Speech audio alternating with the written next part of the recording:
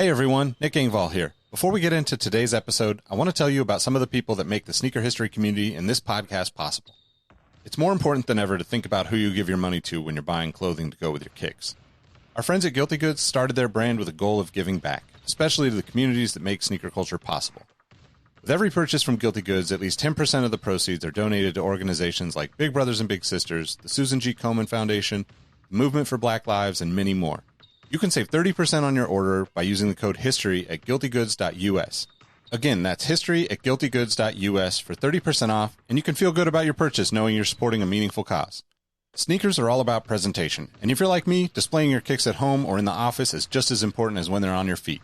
Sneaker Throne makes sneaker display cases featuring customizable LED lights, drop-side cases to showcase the entire side of the shoe, not just the heel or the toe, the whole shoe. They've also got display cases for trading card collectors and hat collectors. To me, it's the perfect way to display your collection. You can save at least 10% on your Sneaker Throne order by using the code HISTORY at sneakerthrone.com. That's history at sneakerthrone.com. If you're a Patreon supporter or a member of our Discord community, you already know about Kicks with V hot sauce and his small batch, locally sourced hot sauce. V has been one of the biggest supporters of sneaker history and the podcast since the early days. He's currently the defending champion in our community trivia nights competition. Kicks with V hot sauce has been a huge hit with the community. You can save 10% on your order by using the code SneakerHistory10 at kickswithvhots.com. That's SneakerHistory10 at kickswithvhots.com. Now, you're probably here because you like sneakers, and if you join the Discord, you know our community is about so much more than that. Whether it's the marathon-like community calls, trivia night debates, the in-person meetups, or just sharing our favorite experiences, we found that although we have such different backgrounds, we all have some unexpected shared passions. Not only does the entire community look out for each other when it comes to releases, we're like a support group for life in general. You can join the Discord community for free by heading to the show notes of this episode. After you're done listening to this episode, tell someone you like their kicks today. You never know how far a simple compliment can take you, and we all know how good it feels to have someone show their appreciation. Now let's get into today's episode.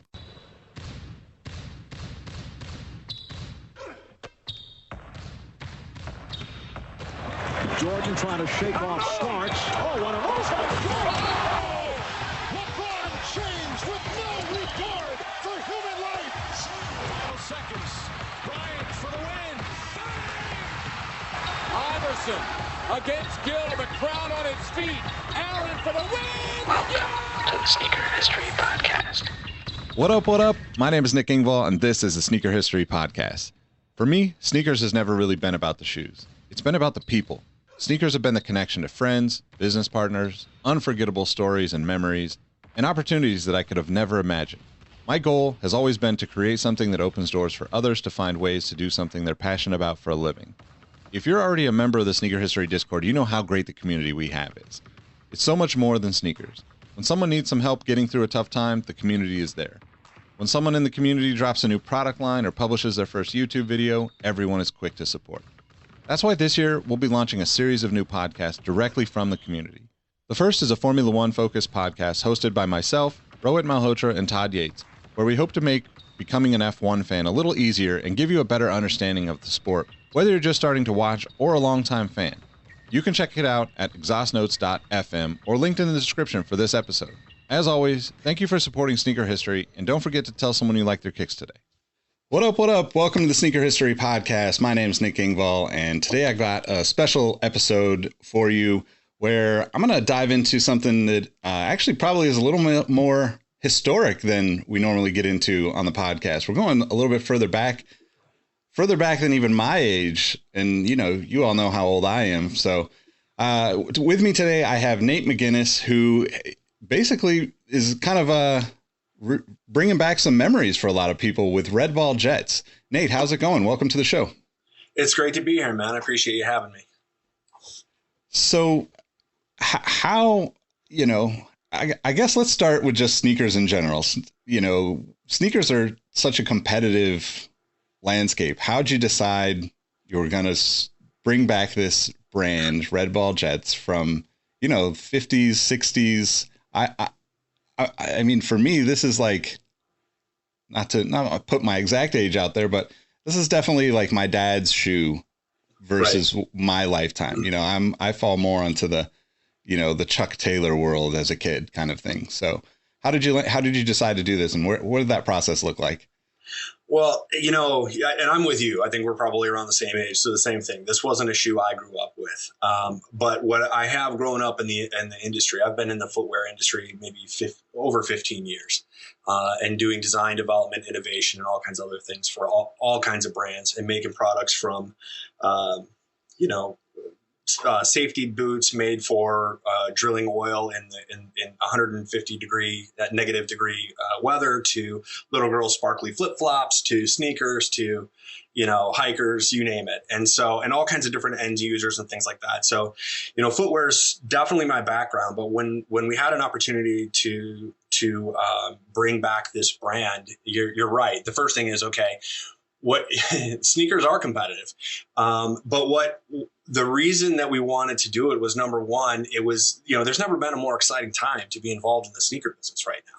Sneaker culture is, as it's just huge. It's finally having its moment. And for that reason, it's what a great time to bring back one of the iconic original sneaker brands from the, 1950s, 1960s. The actual brand goes, even further back, to its previous ownership, by the company Ball Band, which, was in the 1800s, like late 1800s. Right. So, and they made all kinds of different footwear, not like the footwear that we're used to today.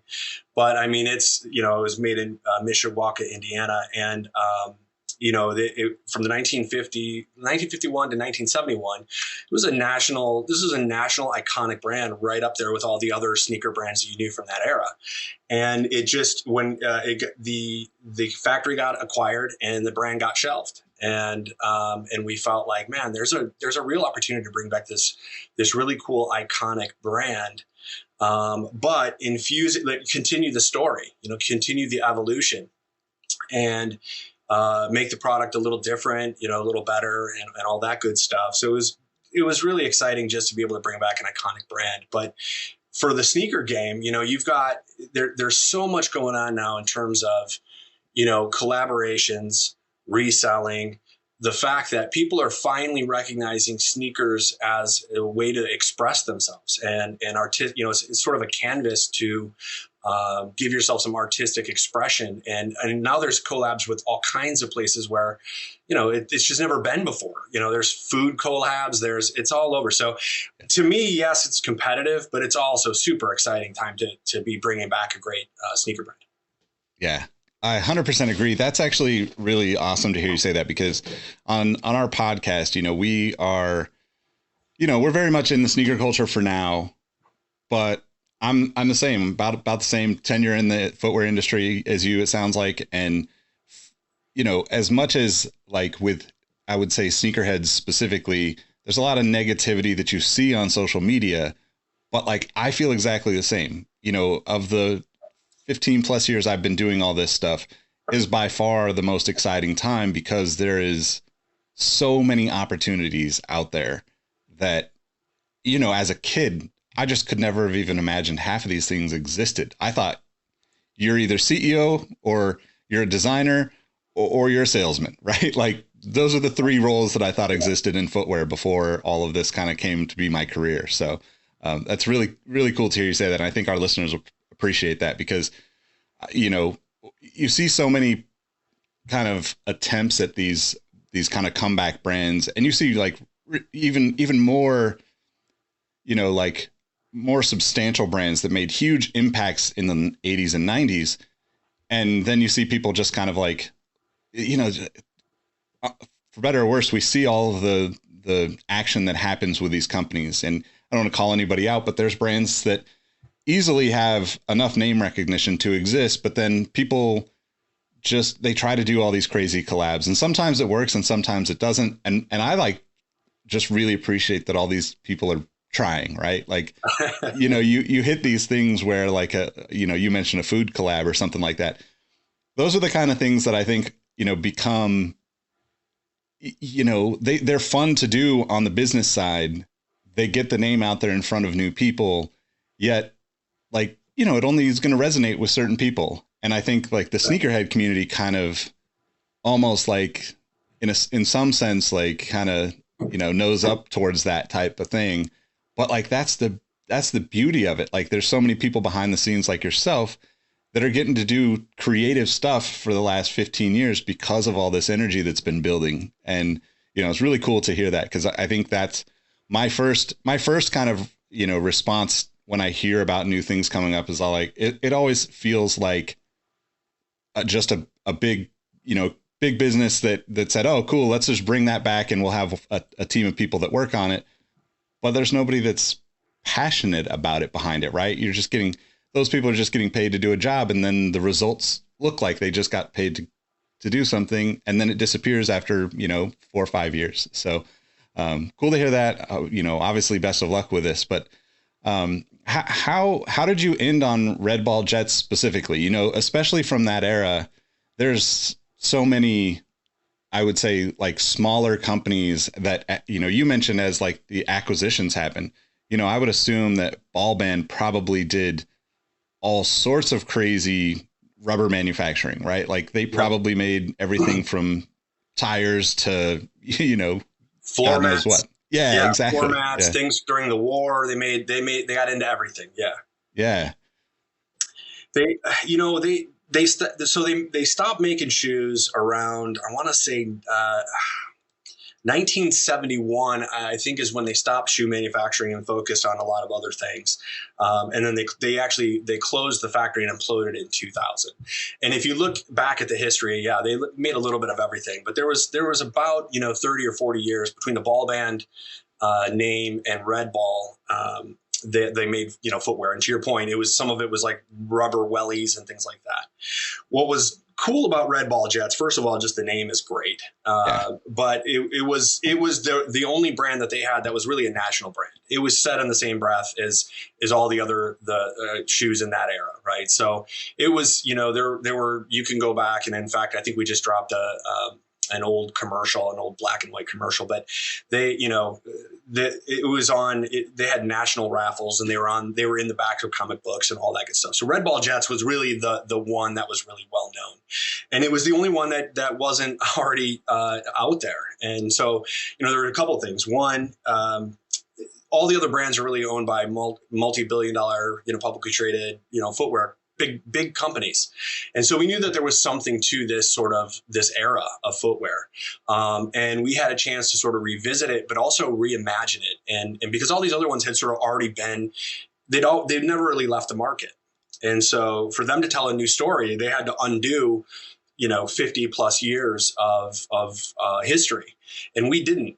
We got a chance to take this iconic thing from that era, but modernize it, and bring modern comfort and modern materials, and do a few new things to it, and then also like I said, to sort of continue the story and continue the evolution as a sneaker brand. So our first product we came out with is definitely a nod. We took the artwork from one of the originals, the ads, and said, okay, we're going to kind of keep the same iconic look on the outside, but we're going to add some modern features to it to make it more comfortable. And we also did a lot of case studies and just meeting with people and talking with people that like and wore that vulcanized construction look, and said, okay, what do you like about it, and what would you make better about it? What would you change?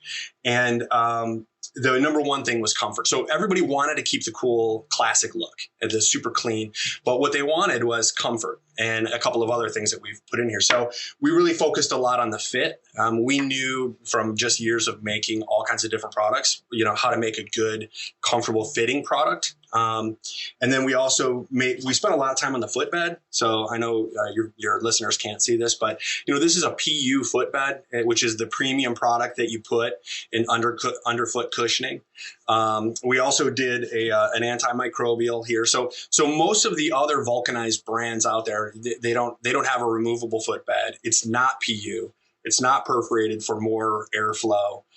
It's antimicrobial. It's got a lot more support, which is another thing people really asked for in these products. And so we also did a little treatment on the outside of the material on the canvas so that it sheds water and dirt and stuff and stays clean and longer and all that good stuff. So we tried to sort of elevate nobody needed a fourth brand that looked the same, looked similar price point, selling in the similar channels.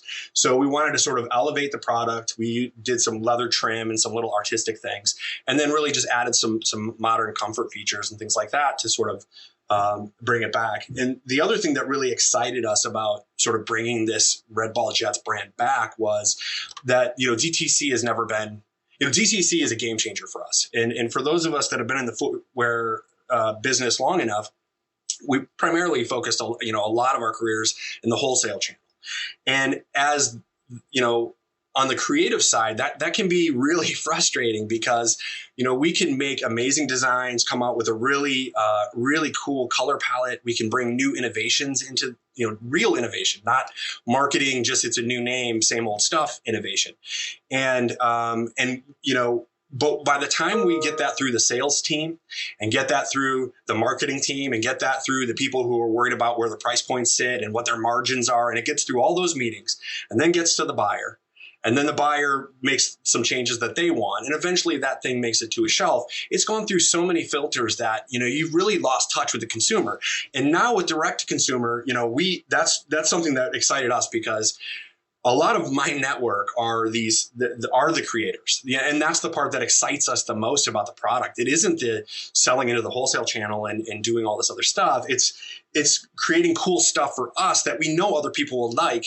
And now we can go direct from the creator to the consumer. And that to us is like the real reason we said, okay, this is something we got to do.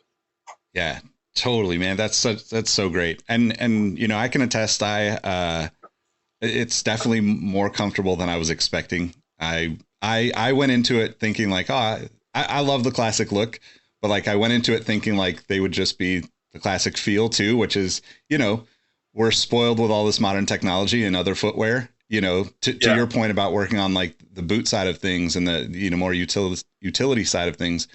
Even that stuff is, arguably more comfortable than, the traditional sneakers from, the 50s, 60s and 70s normally. And when I put these on, I definitely was like, oh, okay, this is a little different. Good. And I think too, like, so by the time you listen to this, I'll have, photos up on the Sneaker History Instagram and, a YouTube video up about the shoes. But like one of the things that you mentioned is like the leather trim. I also noticed like there's like some double stitching there that like you just don't see in kind of the cheaper, I guess, entry level, legacy product that a lot of the brands default to, right? Because almost every brand under the sun makes some form of a canvas based shoe, but sure, it's also like, those brands are typically selling a $150 shoe along with that canvas shoe. So that canvas shoe becomes, okay, how cheap can we get this? Right? Like there's no thoughts in, the value that you're actually providing to the customers, which is definitely noticeable on these. I think, once we get it into people's hands, the people that have worn them, tried them, seen them in real life, it's been refreshingly positive. So it's, I think when you see it from afar, you sort of automatically make an assumption on what the product is. And then you think, wow, it should be a different price. I think once you see the product, we like I said, nobody needed another brand kind of doing the same thing. We weren't excited about doing Me Too stuff. I think everything we want to do is, like I said, try to elevate and try to, improve and use modern techniques and products. Totally. So, what kind of roadblocks do you run into with a brand like this? And how do you, I'm sure our listeners, probably like you and I, have anybody that's been in the footwear industry or been into sneakers in any way, shape or form, kind of in the back of their mind always has I'm either going to start my own brand one day or I'm going to open my own store one day, right? Those are kind of the two paths that or maybe I'm going to be a designer. Like, so, I guess walk us through what that even looks like, maybe, because, there's probably people that may have seen, a Jets ad in the past that popped up, someplace and like, okay, well, how does a brand like that even return? And where do you go to find the information on it? And like, all that process for you had to have taken a lot of time, right? I would assume. Yeah, we've been at it for a long time behind the scenes. We launched to the public eye, only what was it, January 3. So we're babies from that standpoint, but we've behind the scenes been at it for a while. Part of it was just mining the history a little bit. And so we met with a guy named Peter Deckever out in Mishawaka. He's actually I don't know what his official title is, but he's a big part of the Mishawaka Historical Museum. And they actually have like a red ball because that was such a big part of that town. At the time, this brand was like in this factory was 40 acres of just all kinds of, it was the Nike campus before Nike. It was a huge campus of many buildings for manufacturing. And so it was a big part of this town. And so it's a big part of their history. And he was a treasure trove of just a lot of knowledge and sharing a lot of archival photos and things like that. So that was kind of where we started, was to understand the story a little bit more and the history. And then sort of saying, well, what is the vision though? I mean, what we didn't want to be is just only be a historical silhouette, one classic style, and retell that same story. What we sort of took from it was, this is the last of the original sneaker brands, and we're going to treat it like that. And so, in 1971, somebody hit the pause button on the brand, and we want to come along and hit the play button and sort of and engage all these like world-class designers and developers that we're friends with and we've worked with and are dying to get some projects online with, and say, look, so here's a brand here's what it was in 1971. Where's it going? What can it be? Reimagine like all of those crazy silhouettes from the 80s and 90s. And can we do, what's our version, and what's our version using modern techniques or eco-friendly, materials, and, some of the innovation, like eTPU and things like, there's new things that we can get our hands on to sort of reimagine some of those cool things. And so that's where we get fired up is our vision is really, so we wanted to start with the historical, and that was important. And we wanted, like I said, our first shoe needed to be a sort of nod to that history. That's the whole magic of bringing this thing back. But I think if we just relied on that, we'd get pretty bored ourselves, and then we know our consumers would be bored too. The community we want to build. The community we want to build are all the people that are excited about the creativity and the creative process and the expression and all the cool, what makes sneakers cool. And so for us, we this is our start, and now we're just going to evolve the whole sneaker story. Nice, man. Yeah, and I'm going to relate this back to, like, I think a lot of people from the sneaker world and people that have listened to this podcast, I've talked a lot about East Bay's roots, because the catalog was such a big deal to like our generation, right? And, it just became a thing that we saw. It was like really the first introduction to like, wow, all these sneakers exist, because you didn't have, stores existed, but it wasn't practice to just go into a store and look at sneakers, in my childhood, right? It was like the only access that I really had was, to your point about Red Ball Jets, right? Like be in the back of a Boy's Life magazine or comic books or something. And that evolved into like, oh, there's a little more space. Then East Bay came along in the 80s and was like, well, let's just make the whole thing about sneakers and selling. But the beauty of that to me is I worked closely with East Bay for years, and, going up to Wausau, Wisconsin, you realize how much of an impact a company can have on a small town like that. And, that's such a beautiful thing. And I think that's even more interesting, to be able to go find those roots, because even now with most brands, it's just glossed over, right? Like you mentioned the Nike campus, and every person, even people that aren't into sneakers, have heard about the Nike campus, because that's equally as flashy in marketing as the product itself for a lot of people. But like to hear that, about Red Ball Jets and kind of be able to realize like how big that is, really kind of puts it into perspective. I spent, a couple years living in Detroit 4 or 5 years ago, and like you see the impact that some of these legacy industries, you weren't in Detroit, yep. But like you see the impact that these like I say legacy industries in like a loving way, right? Like it's just industry that hasn't embraced the change enough. And, obviously there's challenges that everybody faces with new everything, but you kind of can easily feel the love for a company when you go back to their roots like that and understand where they're from, because no matter where the company goes and how long it exists and who owns it and where, like, the people from where it began always have great memories and, you know, like, always love to hear about it. And I think that's a really beautiful thing about what you're doing here too. So the notes we've gotten, I mean, this brand went away in 1971. And as I said, the factory was imploded, 22 years ago or whatever. The notes that we get are really special and really just cool. And from, hey, the guy that lived across the street from us, he was one of the supervisors, and he would bring us in to wear tests. And I remember, it's really just cool. And it's a cool part. I'm also working with Peter just to look, there is, to your point of, if you don't evolve, you go away. There is no vulcanized factory in the U.S. One of the last holdouts was the Vans factory. And even that left. And I think they held out to I could be wrong here, but like the early 90s or something like that. So, but there is no vulcanized process here. We've met with some U.S. factories, and we have some made in the USA projects sort of underway that will be out. People don't understand how long the timeline is for footwear, but that meaning that we're working on it today means you may not see it for a while, but it's something that is important to us.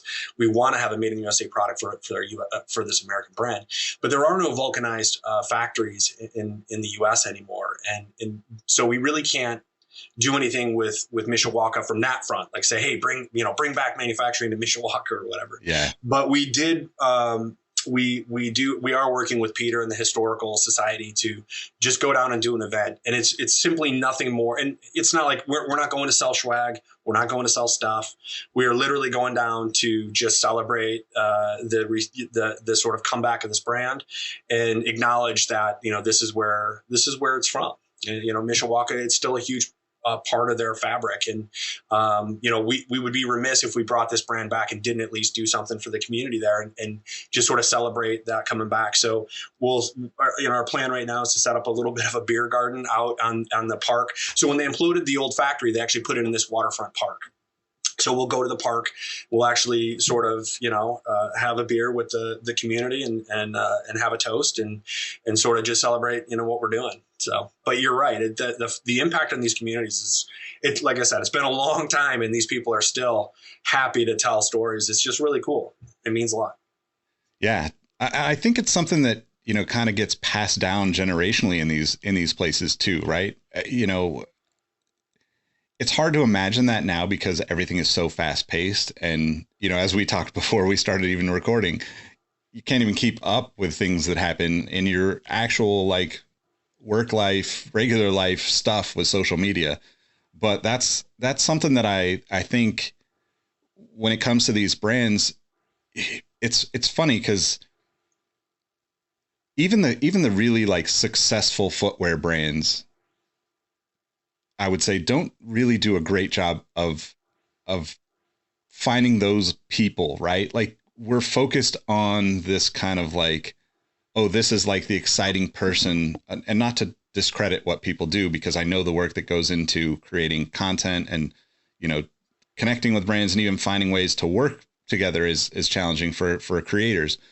But like, there's so many people that probably exist, in that community that have heard the stories from their parents or their grandparents. And it seems like, as we're sitting here talking about it, seems like kind of like, how come people don't do a better job of this? Like, that seems like it's almost like you could take away to your point, take away the sales aspect of just embracing what this is about and where it's from, and be like, let's just go have beers and talk about this like legacy that exists, that it's all around us, but we haven't seen it and talked about it, and like, once you get to that point, I imagine, it probably fuels your fires for even running forward with the brand as well, right? I mean, it's really inspiring, to know that, again, this brand from a long time ago is still, it meant something. This is these people's childhood, and they remember. And it's like, and even when I look I'm also, as a footwear guy, it's crazy to watch the old ads where they're talking about like, wear these, they'll make you jump higher, run faster, stop on a dime. And they pull out the insole and they're talking about the feature. The arch guard gives you more support and you can do all these things. And it's like, you know, I sit through brand meetings with other footwear companies, and they're saying kind of the same things. Like, you know, Red Ball Jets was saying this in the 50s and 60s, and we're still having meetings trying to say the same stuff now.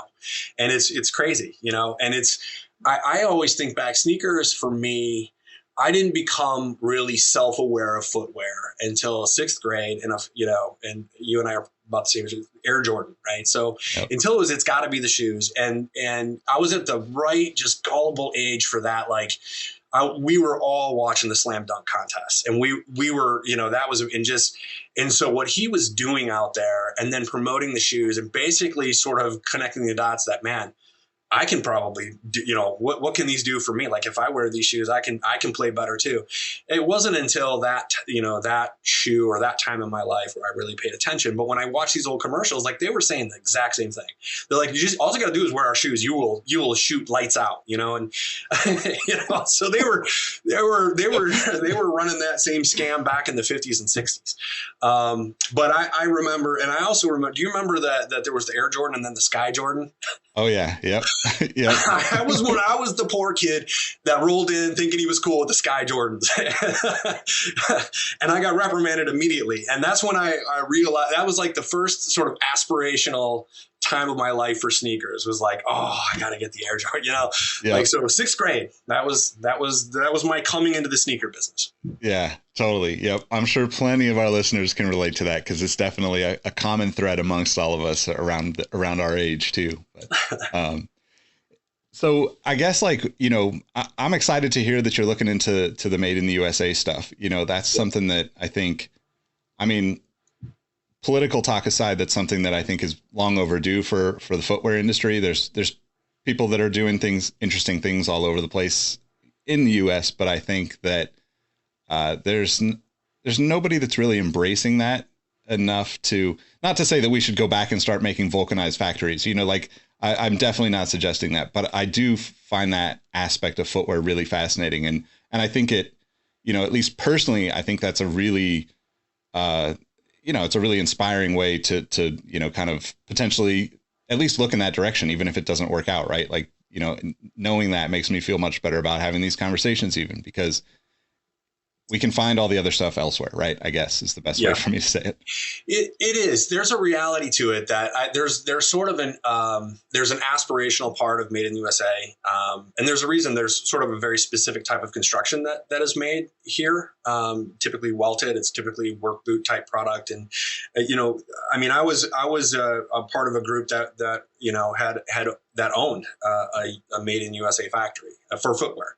And I can tell you, it's just, you know, when you move a whole industry away, there's no infrastructure to support it. Every little thing is significantly harder and costs more. And it all, you know, it all rolls up into a much more expensive product. And now you're only talking to a very select group of people. And it's hard, and especially with footwear, more than almost any other sort of, when I talk apparel and footwear, you know, you can get ball caps and socks and t-shirts and a lot of things made in the USA a little easier than footwear, because it's just there are so many different parts and pieces to footwear and made of all these different materials.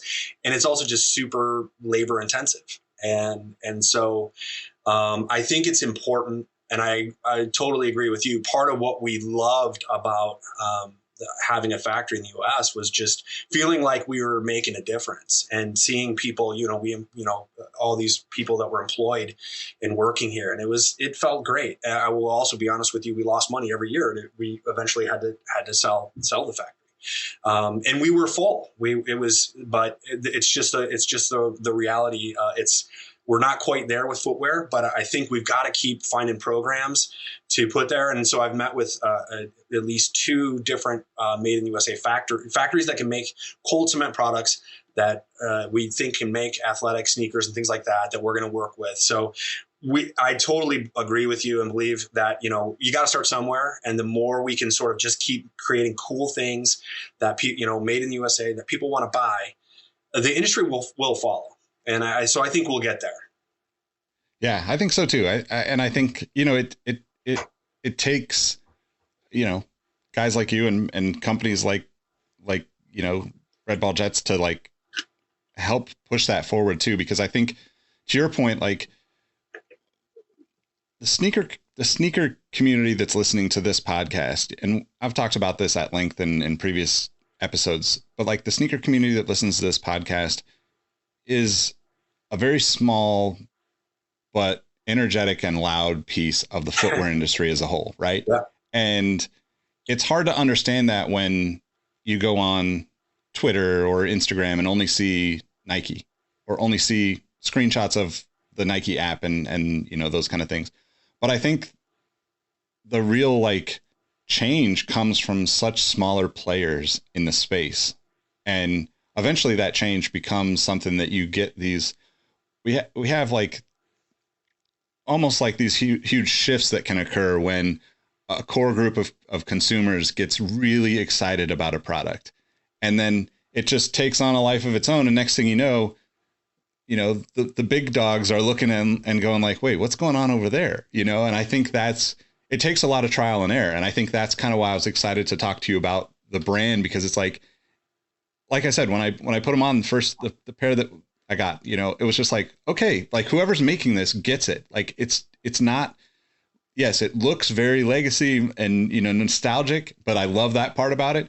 But like any of those other shoes throughout the years have been, to your point, like the most basic, the insole is, 5 millimeters, and, it's the same old tired foam that you've never wanted to use. And, so I don't know. I'm really interested to see where you go from here with that stuff. So we're stoked. I mean, we feel like we're the little guy.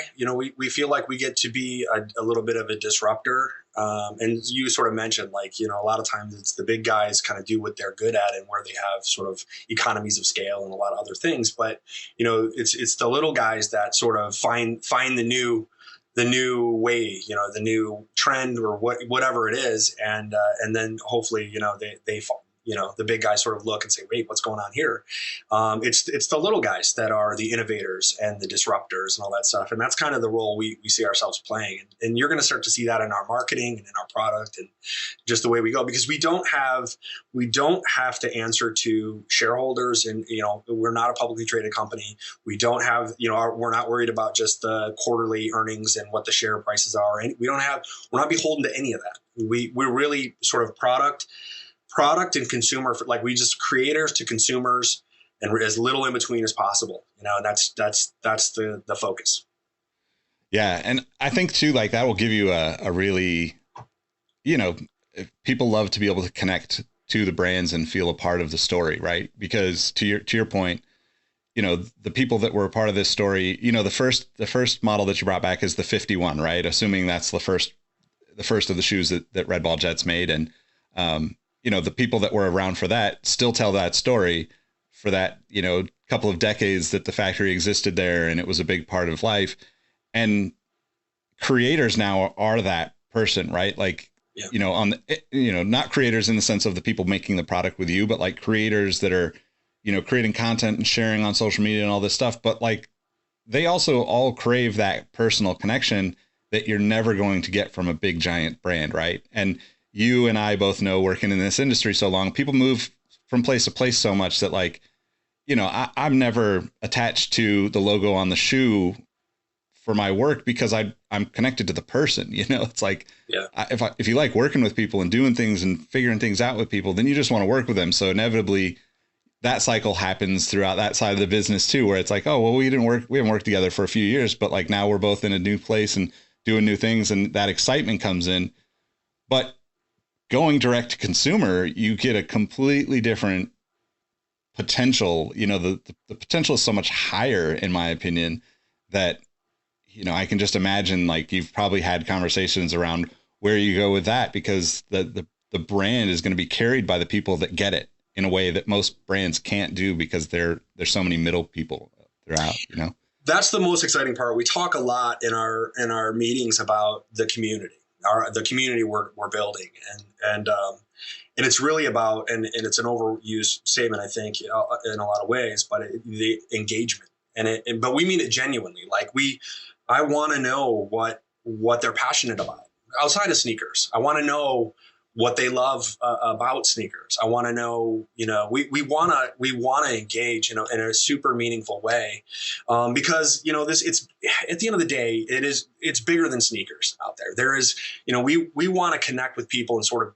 have this lifestyle and this group of people, like-minded, positive, passionate, creative people.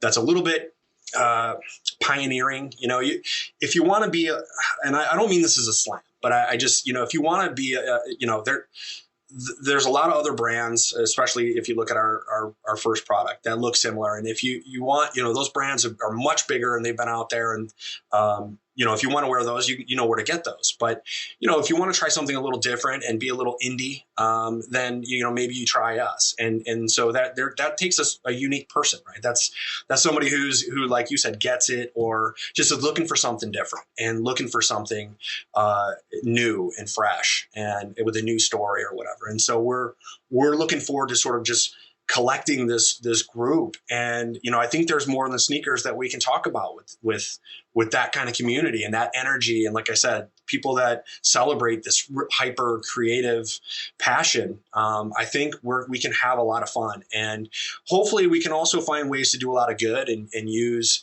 like, so for instance, the thing in Mishawaka, we've talked about, if we did do some kind of, gave a special code or something for people that came out to buy a product, we would do a pretty significant kickback to the historical museum there. Right. So we wouldn't really be there to make a buck, but we could make a difference. Right. And so I think there's that part of it too. Right. So yes, we're going to be bringing product in that's, we'll do some projects that are made in the USA. Yes, we'll do some products that are better for the environment, because that's just our responsibility as human beings to do, and not just because that's what the playbook says you're supposed to do, because everybody has to have something. Like, well, let's genuinely do something right.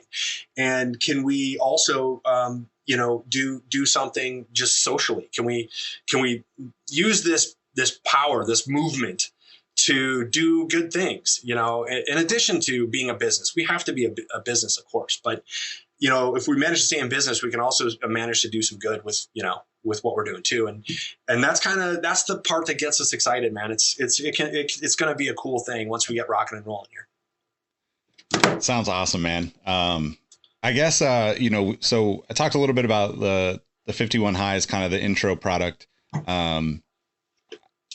Just redballjets.co, right? I believe is the website. Yeah. And I guess, like, last question for you, kind of what do you imagine on the product side going forward that you could share with us about what that future looks like? Oh man. Well, one of the hardest things we have, honestly, is we have too many ideas, and it's sort of like trying to pump the brakes and say, okay, look, this is all amazing, but we can't just fire hose this stuff all over we need to be meaningful in what we're trying and have intent in what we're trying to do. So we have a lot of ideas. I can tell you that one thing that's sort of interesting in the immediate future is, we certainly need to do a low, and we'll be bringing that out this summer, because that's just season. That just makes sense for the warm weather coming. So we'll do that. And we do want to explore a little bit more in this vulcanized, sort of like, okay, vulcanized is seen as this old construction, but can we modernize it, and what can we do with that? And sort of, can we do a modern version of, the old school vulcanized process? And so we're playing some of that. And I'll just stop there, because we could go on. We have a lot of ideas, man. We'll be back. We'll be back, and we'll show you what we're doing. But I've already probably said too much. I'm probably going to get in trouble. But with Made in USA and just some other stuff, we got, like I said, no lack of ideas and excitement, man. But I think in the near future, you're going to see some low cuts, and you'll see us sort of explore that vulcanized construction a little deeper. Yeah. Awesome, man. Well, I'll definitely be watching for it. If you are interested in Red Ball Jets, like I said, redballjets.co. I believe that's the social handles. I'll put the links in the description for anybody that wants them. Any parting words from you, Nate? No, man, other than gratitude, just to say, I appreciate you having me on. Like I said, we've been LinkedIn buddies for a while because I've paid attention to what you're doing, and I appreciate you giving us the time and look forward to seeing you again, man.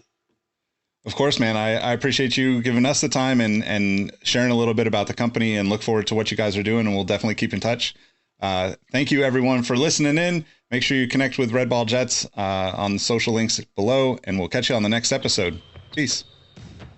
Hey everyone, this is Nick again. Before you take off, do us a solid and head over to Apple Podcasts and leave us a review. Give us a rating on Spotify or Amazon Music, and make sure you're subscribed to our YouTube channel because we have even more content coming for you in 2022. Speaking of new content, we have an amazing community of sneaker enthusiasts that hang out in the Sneaker History Discord on a daily basis. While sneakers is the connection point that brought us all together, we've all discovered countless shared passions we have in common with other people within the community. We recently launched the first of a handful of new podcasts that will be coming directly from our sneaker history community. We'll get into the details for those in a future episode, but I'm excited to share that the Exhaust Notes podcast is now live. Now, this is a show about the world of cars, racing, and other automotive-related topics. If you're a fan of Formula One, Formula Drift, cars and coffee, or you're just a weirdo like me that enjoys the smell of gasoline, I think you'll enjoy this one. If you do, add Exhaust Notes to your subscribe list so you'll be updated when we drop future episodes. As always, thank you for supporting Sneaker History, and don't forget to tell someone you like their kicks today. Peace. Hey everyone, this is Nick again. Before you take off, do us a solid and head over to Apple Podcasts to leave us a review. Give us a rating on Spotify and Amazon Music, and make sure you're subscribed to our YouTube channel because we have even more video content coming soon. Speaking of new content, we have an amazing community of sneaker enthusiasts that hang out in our Sneaker History Discord on a daily basis. While sneakers is a connection point that brought us all together, we've all discovered countless shared passions that we have in common with each other. We recently launched a couple of new podcasts directly from our community. One of them is a Formula One podcast. If you're an F1 fan like me, the Exhaust Notes podcast is your weekly fix of Formula One fun. It's hosted by myself, Rohit Malhotra, and Todd Yates. New episodes drop every Tuesday. I've been wearing fitted hats for years and collecting my favorite teams since I was a little leaguer. It has been awesome to see so many new fans getting into fitteds in recent years. Crown and Stitch is our new talk show about fitted hats with Dexter, Keith, and myself, where we talk about fitted hats, snapbacks, throw in some obscure hats because we all kind of like some funky stuff once in a while, don't we? Copping, collecting, and so much more. New episodes drop every Wednesday. Hit the links in the show notes for this episode to give our new shows a listen, and be on the lookout for more new podcasts dropping soon. Last but not least, tell someone you like their kicks today. You never know how far a simple compliment can take you, and we all know how good it feels to have someone show their appreciation. Thank you all for the support, and we'll catch you on the next episode. Peace.